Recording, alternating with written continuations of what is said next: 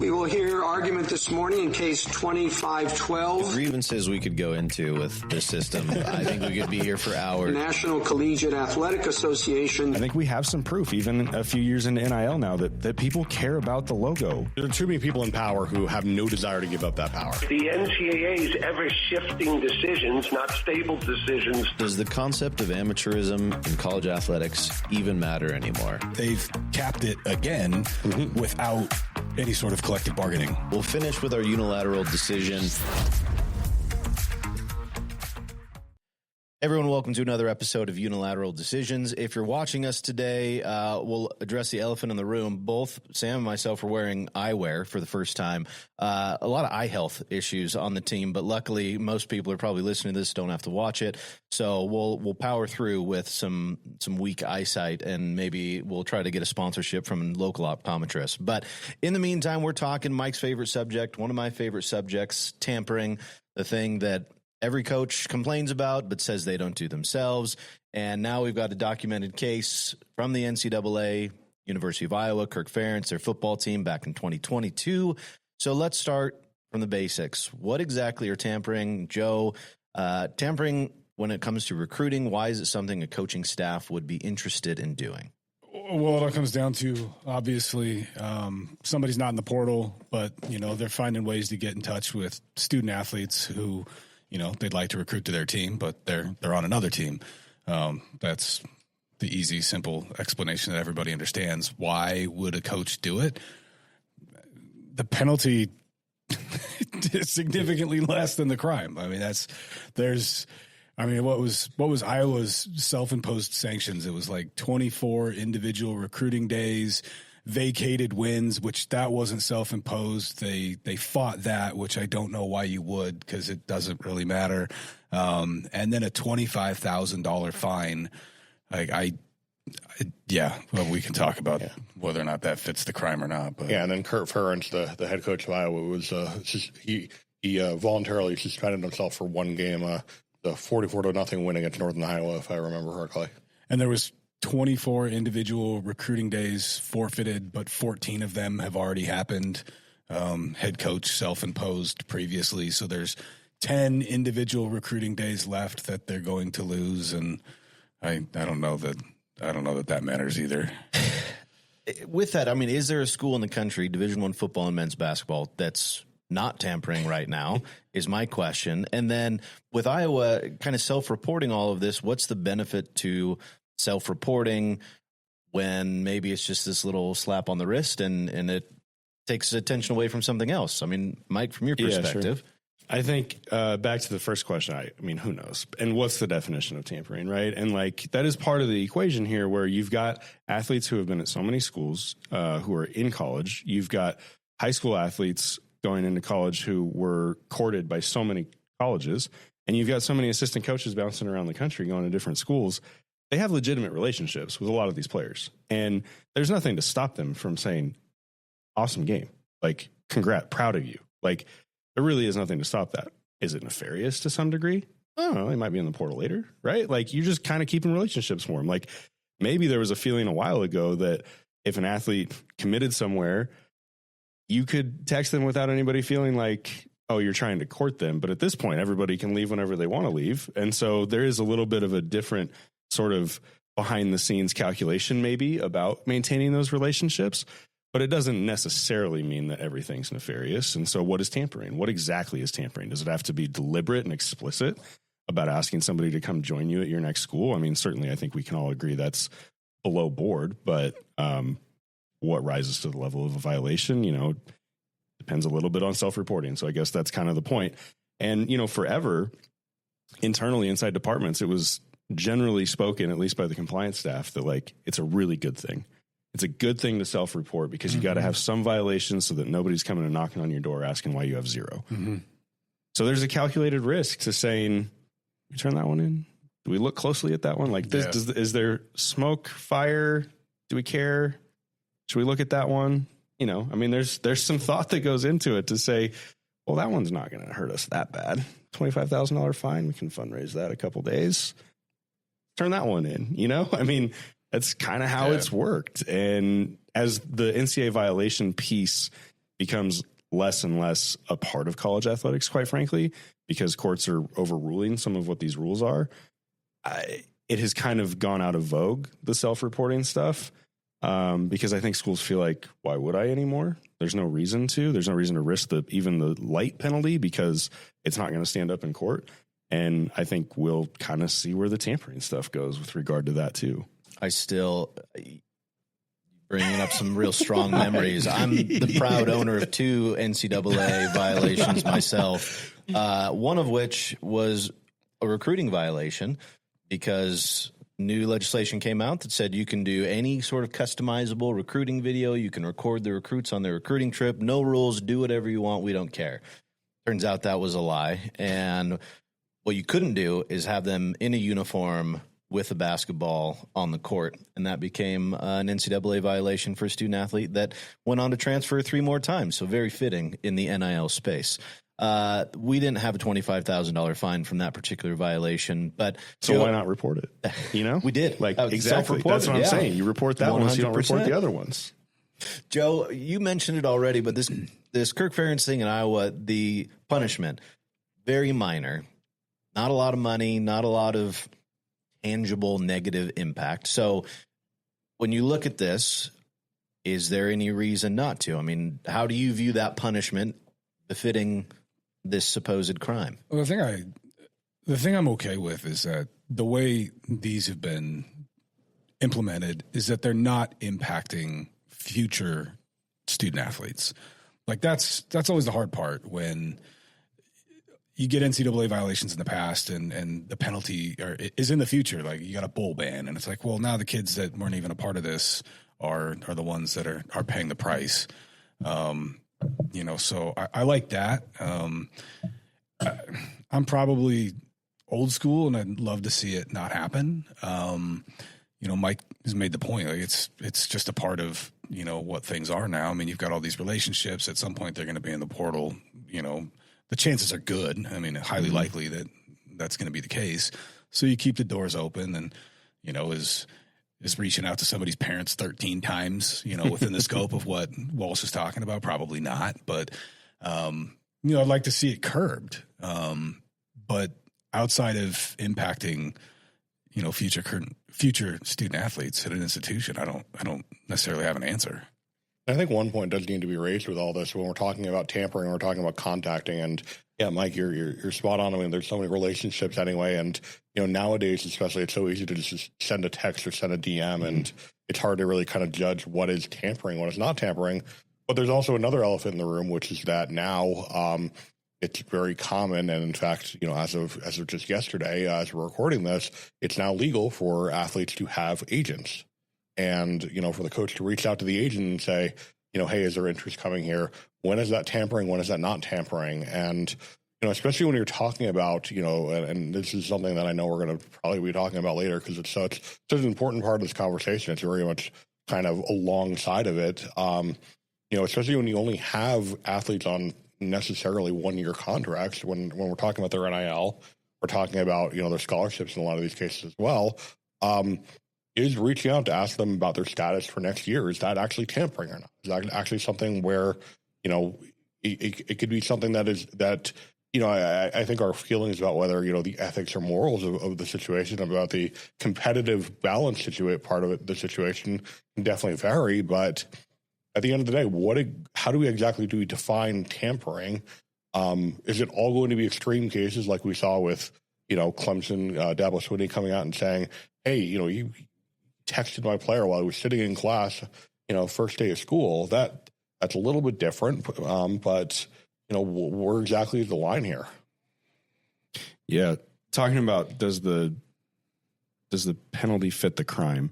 I think I'd turn it on its head a little bit and ask, does the risk outweigh the reward?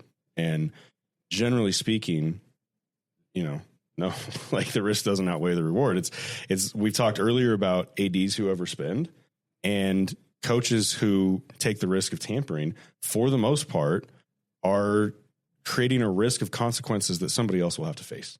And so the risk reward balance is out of whack to say, why would a coach not take that chance? If they feel like that's going to make a difference, they feel like that's going to get them an extra win, an extra contract year, the next deal, like whatever, the risk reward is definitely out of place. And so I think that has to be, examined a little bit, but it's hard. It's hard to establish that. I do think that, to Joe's point, and to follow up on Joe's point, oftentimes the penalty is actually like faced by someone who really was not involved at all, right? We talk about bowl bans, the scholarship piece, which has changed a little given the House settlement. But if you were to say, hey, the penalty is that you lose a roster spot, like you're down to 104 now, or you're down whatever, then the second and third order effects it's not even the athlete who was going to go to Iowa.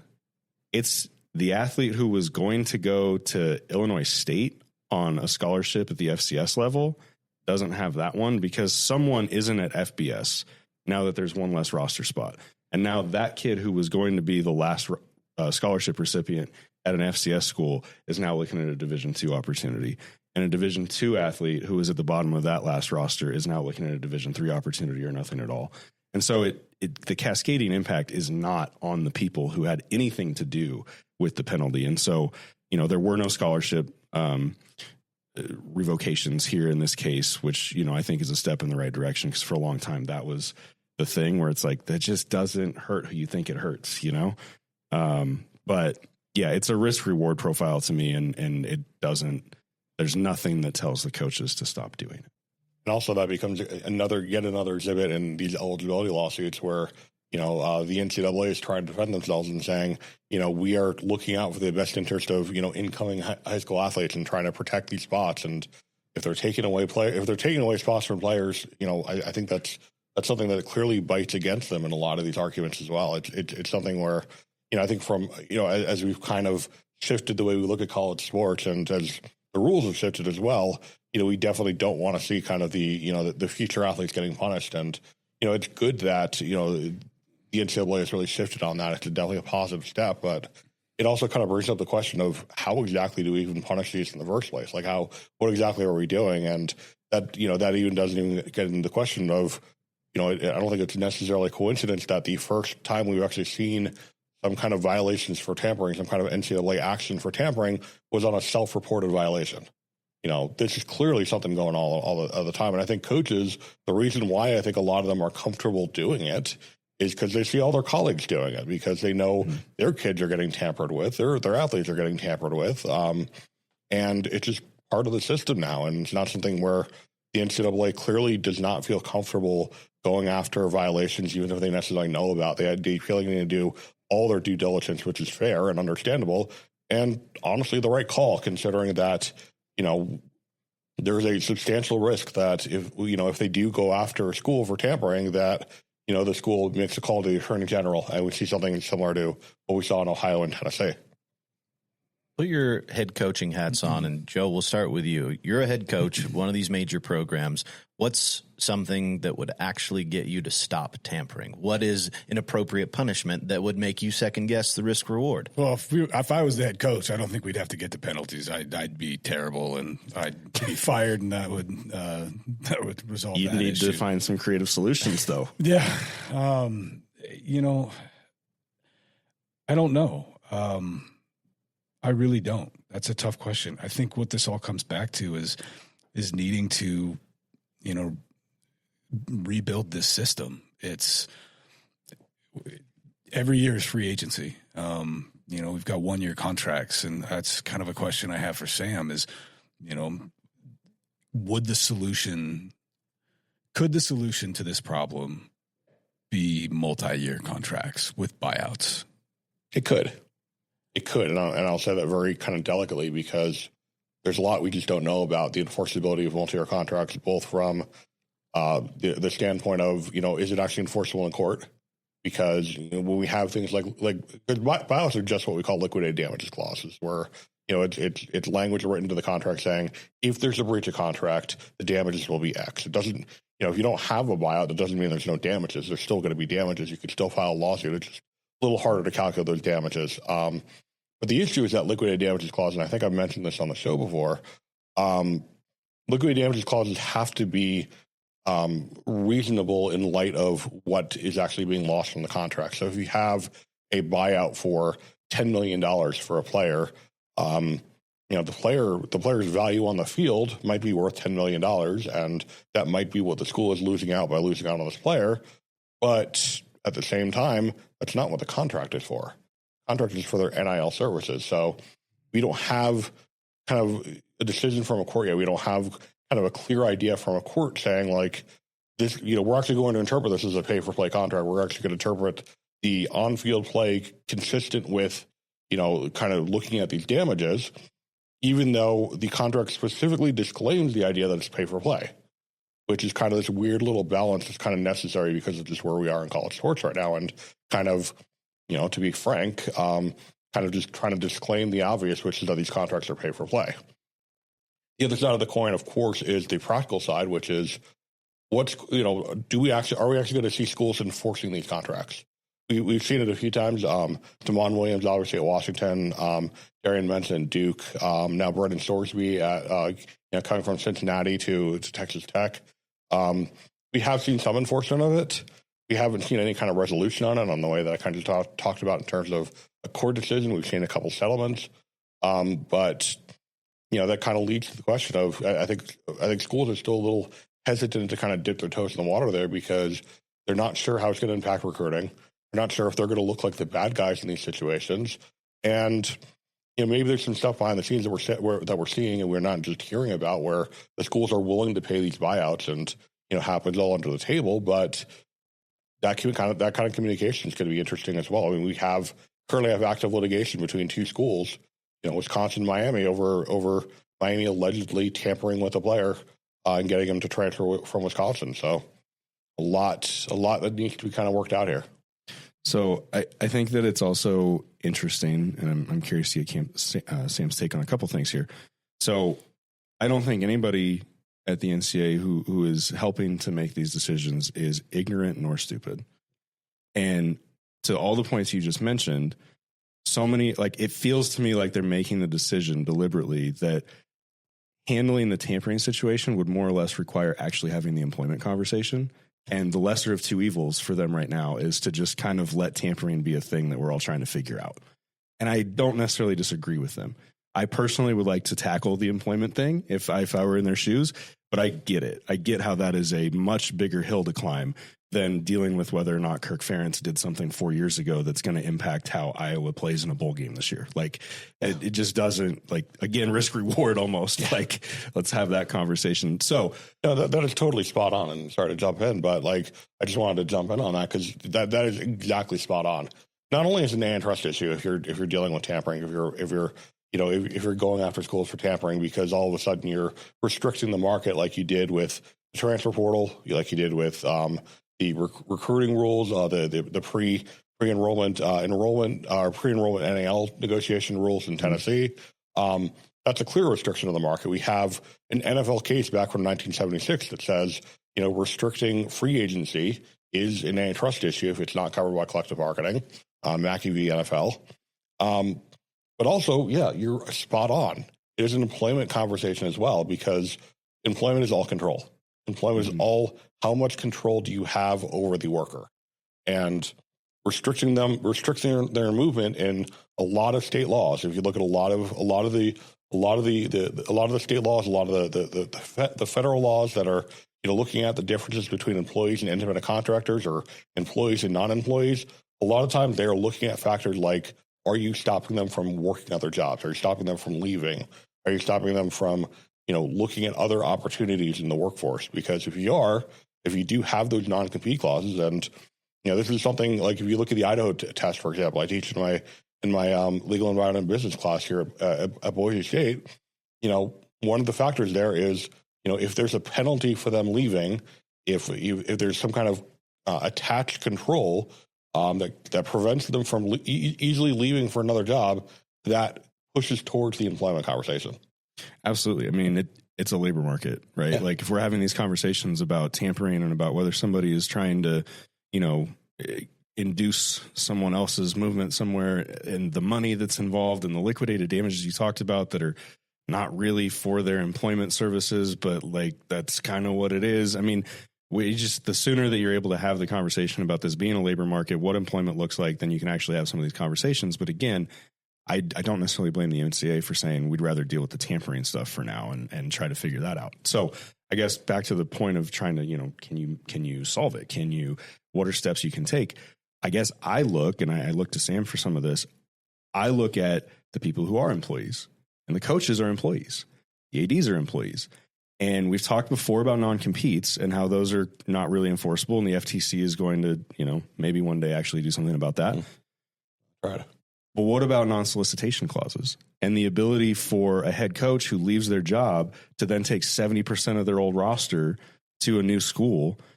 The coaches have a responsibility, and you could put it in their contract. You could put something. I'm curious the enforceability. I'm curious your take on practically how that works. But there is precedent. There is non-solicitation agreements in the workforce that you could potentially try to lean on that I think could be part of a conversation here to curb what you asked about before, like put your head coach hat on. What's going to keep you from doing that? Well, if I have to pay back some damages to the old school I worked at because I violated a non-solicitation agreement, that's going to make me think twice. Yeah, and those get tricky. They do. It is definitely a viable path, potentially. It's definitely something that could potentially work. First of all, just throwing in the practicality right now, good luck getting an agent to agree to it. I think that's kind of the first step here and kind of the first problem here, where, if you look at the leverage conversations between coaches and athletic directors, it's already very skewed towards the coaches already. And I think coaches are going to have issues. Coaches' agents are going to have issues, kind of putting that kind of clause in, though, maybe in some cases you can do it. Legally speaking, again, they're in most states, they are enforceable. It's very much a state by state conversation. Especially after the FTC tried and was overturned in Ryan, to be able to kind of have a blanket national wide ban on non-compete, so that doesn't necessarily affect non-solicitations. It's a bit of a different conversation, but similar legal principles if you're looking to challenge them.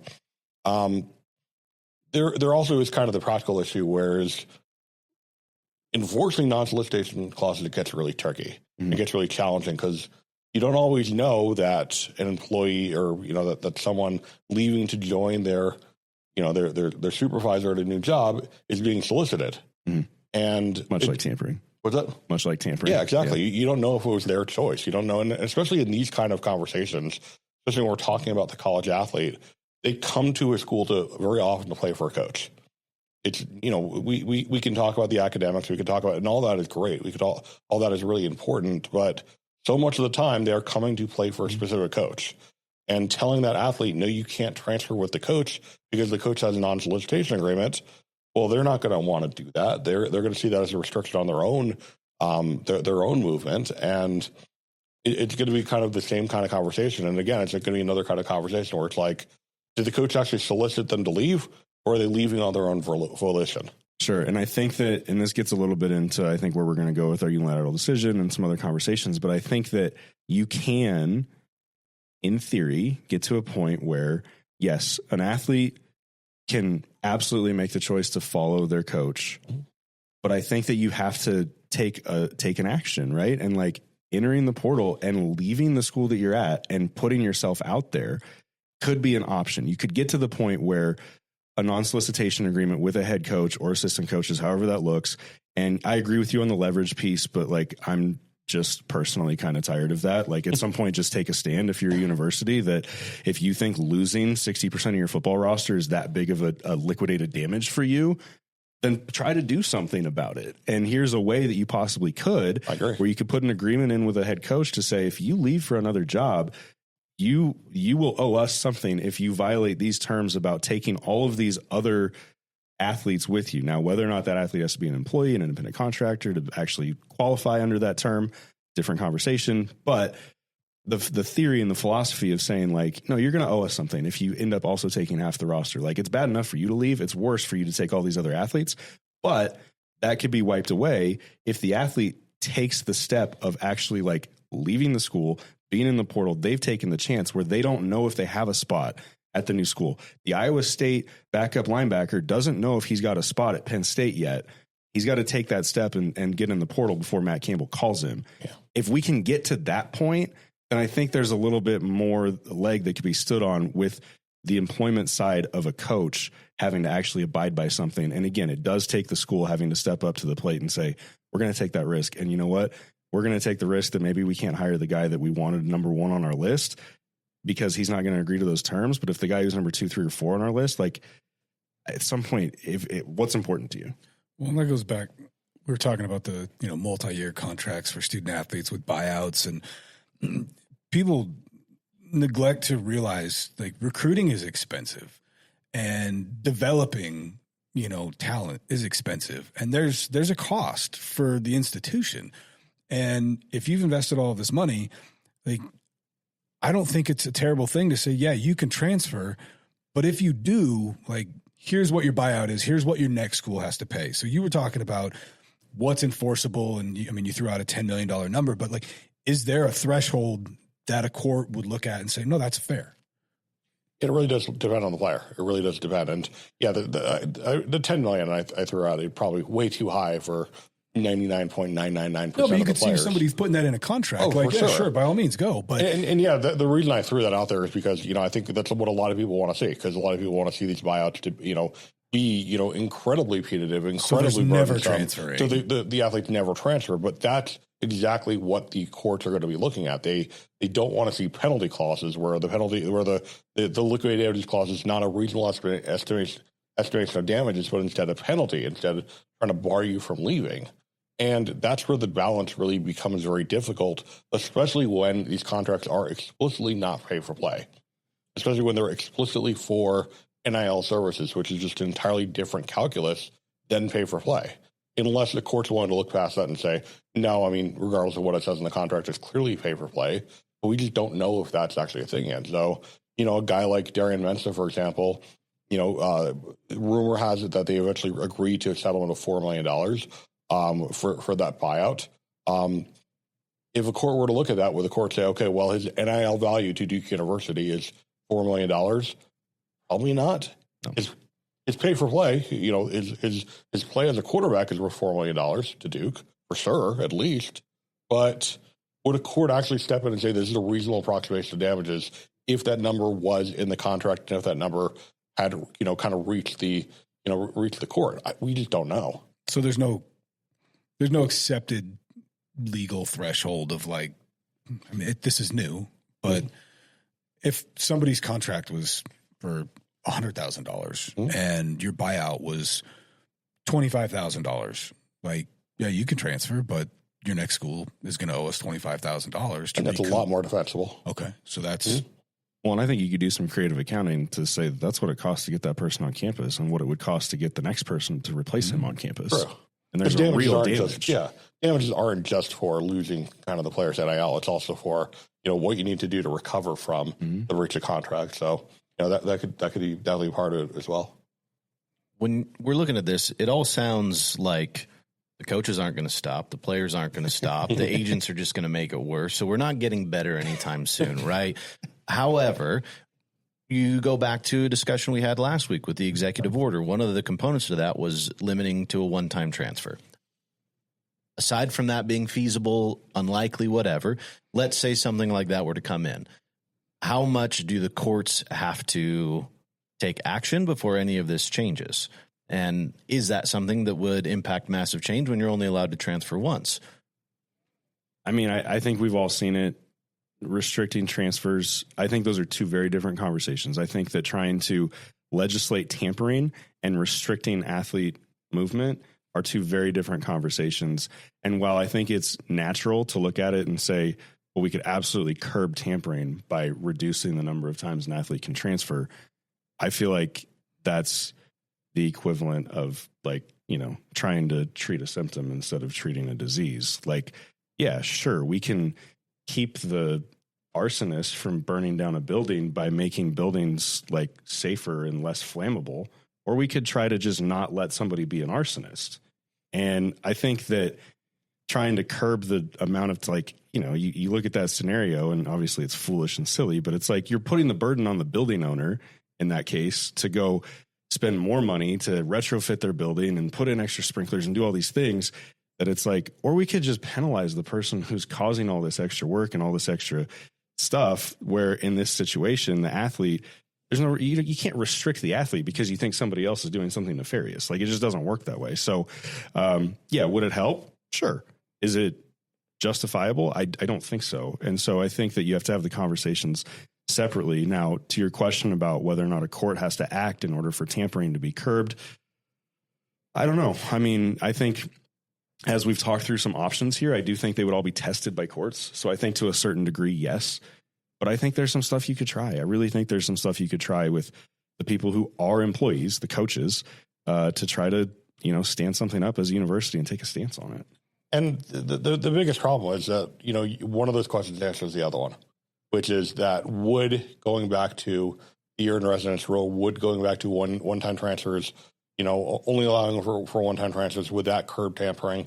Yeah, it would absolutely curb tampering because it would curb player movement. Because why would a coach tamper with a player who, has to sit out a year before they're able to play there?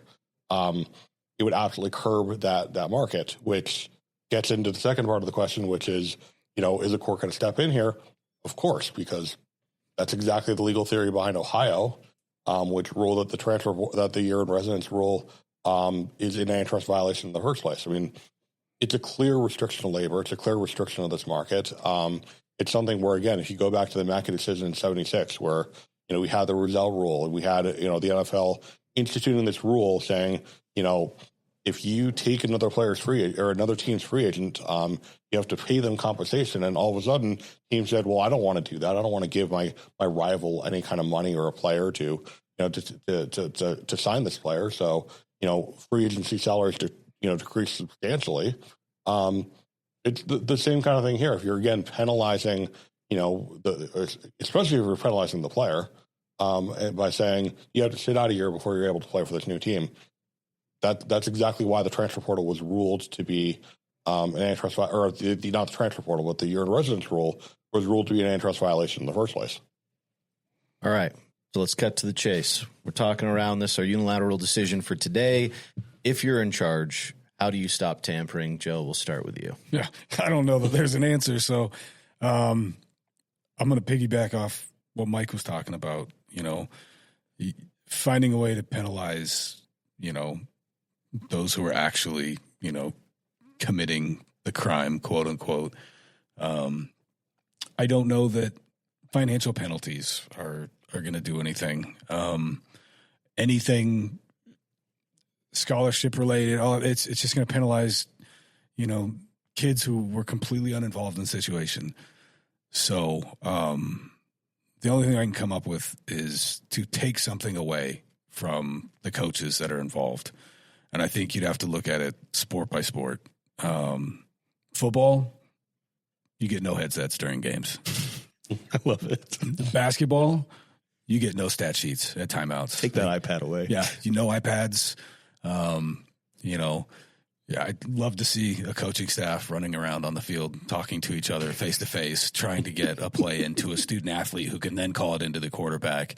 And everybody, what's going on? Tampering. And that show cause, that'll follow you to your next school. I can't tell you how many times we'd sit courtside, and the guy's waiting at the printer to get those stat sheets. It is like, if I do not have this within 3 seconds, like my life might be over. So those are clearly important. Yeah. Take them away. Creative problem solving. It's finest right there. Just imagine, I think it'd be hilarious. It might solve everything. I don't know. And I don't know how that's going to get challenged in court. That's a good question. So that's all I got. I can't solve this one. Collective bargaining. There it is. I think you might have solved it. Headsets. I love that. Sam, what's your take? How does one stop tampering? I don't think you can. I just don't think you can, either legally or practically, because if you look at the legal side of it, again, we're still talking about restraints on players' movement. We're still talking about all the same issues that brought down the year in residence rule. And practically it's like, well, how do you figure out when something is tampering, when something's not tampering? And it really is one of those things where, like, all these restrictions on these labor markets, can and will be challenged, because we've seen it over the past 5 years, whether these restrictions on these labor markets themselves can and will be challenged, whether it's from an attorney general, or we've even seen some instances of show-cause orders getting challenged. The Jeremy Pruitt litigation right now, currently going on in Alabama. Todd McNair at USC, going back to the Reggie Bush age, was able to, even before all this, was able to successfully challenge it. It's one of those things where, just trying to pin down and going back to the conversation that Mike and I had before about, like, does having tampering restrictions, does having kind of creating more control on these athletes, through not allowing them to talk to coaches, does that create more of an employment conversation? Absolutely, though. It's also very possible that we've already long since crossed that threshold, and it doesn't even really matter anymore, because we're just waiting on the Eastern District of Pennsylvania and Johnson to say that they're employees definitively. But as far as tampering goes, as far as the kind of the practical reality of it goes and legal reality of it goes, I just don't know what the path would be to actually curb it. I have a thought, and we'll see. But transparency for me. I think nefarious activity thrives in the shadows, and sunshine usually kills it. And without the athletes being, without them having to face consequences that are not fair to them, I think there's a way. I think you can thread the needle. We've talked about non-solicitation, but I think that if more of the activity was public and in the open, information is currency. And the more people that have that information, the less valuable the currency is. And it's very similar to the conversations we've all had. I can remember having these conversations in the department a few years ago about injury reports. And the fact of the matter was, they had to be public, because the value of the information that was in the shadows was way too high at that time. And I know, having the conversations with medical professionals and athletic trainers and all the others about HIPAA and everything else, and I get it. But at the end of the day, it is more beneficial to everybody involved for that information to be public, because of the proliferation of sports betting and all the other stuff where that information is really valuable. And if it's not public, then someone can gain an advantage by having the information. And I think we've seen that curbed. I think we've seen people move toward the injury reports. And I think that is a huge reason why. And I think from a tampering standpoint, I see it in the NFL, and I know it's different. But in the NFL, everybody knows which coach is interviewing where. All that information has to be requested and required and approved. And I'm not asking that the athletes all have to do that, but at the very least, there could be a way that the communication logs between coaches and athletes, and you could anonymize the athletes, you could anonymize the information about money and all of those things. But at the very least, I got to think there's a way that, with all the information that exists, we've seen the compliance logs. I mean, what happens, because you got to make sure that they're not talking to somebody before June 1st of their junior year in this sport, or whatever any of those rules are anymore that seem to change all the time. But I think there's a way, because we see all the time that you mentioned it at the very outset of this conversation, no one's doing it themselves, but everybody else is doing it, right? That's the public discourse. The coaches are going to claim everybody else is doing it, but we do everything right. And I think part of the problem is that you've put the onus on people to prove who's doing it wrong. And I think you can flip it, and you can put the onus on people to prove that they're doing it right, whatever the right way is. And if you make that information public, that, these logs, they're private up until 48 hours after an athlete commits, or, and you wouldn't want to tie it to the athlete, so that's not the right thing. But, like, maybe there's a time period. You've put time periods on the transfer portal. Maybe you can put time periods on the communication logs to where they're private. You're not running the risk of anybody kind of knowing the information going on. But then once it's all said and done, it is public. And if you think somebody tampered with your athlete, that information's, out there to a certain degree that somebody can have access to be like, you know what? They didn't talk to him at all after the portal opened. You're right. Or, they did talk to them before the portal opened, or whatever. I don't have all the answers, but I know that sunshine kills nefarious activity. And I think because the coaches are contracted employees, as we've talked about before, and you see examples in other sports, I think there's got to be a way that you can bring some more of that to light, to where you can have this opportunity to prove who's doing it the right way, as all these coaches want to say.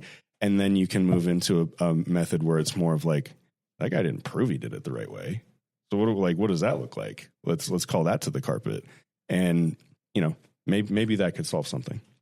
Well, if it doesn't happen, with the NCAA, it may, we may start to see it more and more in legal discovery, because, maybe the solution to all this is not the NCAA doing things, because the NCAA at a league-wide level is limited, but maybe we're going to see more Wisconsins and Miamis. I don't know. I love it. We got a lot solved today. We've got the option of transparency. We've got legal experts saying if you're not cheating, you're not trying. And we got Joe taking away headsets at football games, which would be chaos. And I would love to watch it. So a lot of great options on the table. That does it for this episode of Unilateral Decisions. We will see you next time.